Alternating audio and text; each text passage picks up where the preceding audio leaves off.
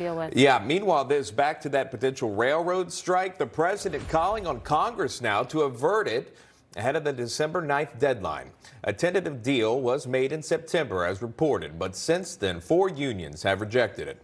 House Speaker Nancy Pelosi saying lawmakers would take up legislation this week to impose the deal agreed upon in September. So the one before should happen. John Mozinski is a railroad worker. He joins us now. John, welcome to the program. We appreciate you coming on here. We'll take it step by step. What is it that you and others are seeking? So, and just to clear up a little thing, what we're looking at is obviously there's a wide range of things that members, why they voted no on the first tentative agreement. What it has boiled down to is essentially the sick days right now. And also to just hit on something, it's 4 unions that represent the majority of railroad workers, 54% of the total workforce out here that works on the railroad. So, first of all, you're looking for those sick days here, but when we've had these conversations before, some of this has to do with the fact that you don't have the staff that you did prior. There are not the same amount of employees or railroad workers that were there some years prior. So the ones that remain have to pick up the slack. Does that have anything to do with it? Correct. That also has to do with it. It's essentially become do more with less on the railroads, precision scheduled railroading. We've lost I think it's roughly 35 to 40% of the workforce that was out here. And so, yes, our guys have to work longer hours to do the work that we used to do with less people. Yeah, and I think that's really important to point out, because for anyone watching this, and they obviously, if they're an employee, they think sick days, give them the sick days. Let's move on. It's going to cost billions of dollars a day.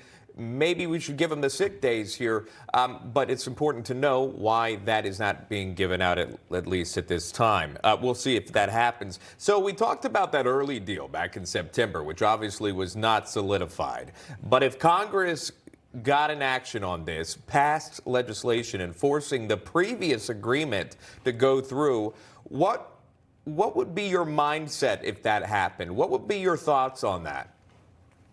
Well, and for President Biden and Nancy Pelosi to come out and say that it's a problem because that they want to impose the agreement. Look, we have a democratic process that members already voted down that agreement. It wasn't sufficient to them. And so now to come out and say, yeah, we are going to impose it, it's a problem. We haven't even ran through the last part of the Railway Labor Act, and to get Congress involvement before that is undemocratic and completely a problem to the process here. This may be a stretch, but do you think this would be different if perhaps Republicans take control of the House come January, working out a deal with Republicans versus Democrats? Does this have anything to do with politics, or maybe not?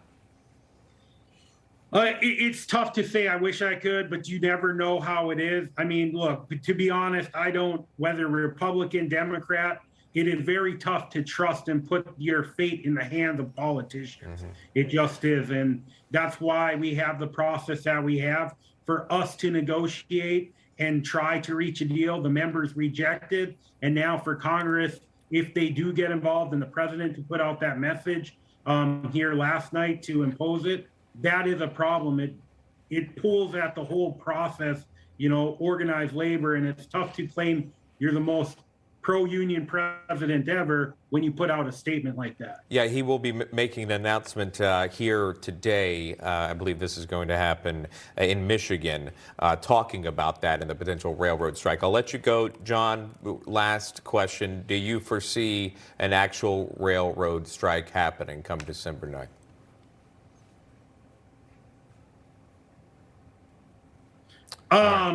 Yeah, I mean, and you cut out there, so sorry, it's my internet probably. But yeah, I mean, we would like to go out on strike if a deal is not reached on December 9th. All right, we'll leave it right there. John Mozinski, he's a railroad worker there, joining us live with his thoughts. John, best to you. We appreciate the time and the insight. Thanks for having me.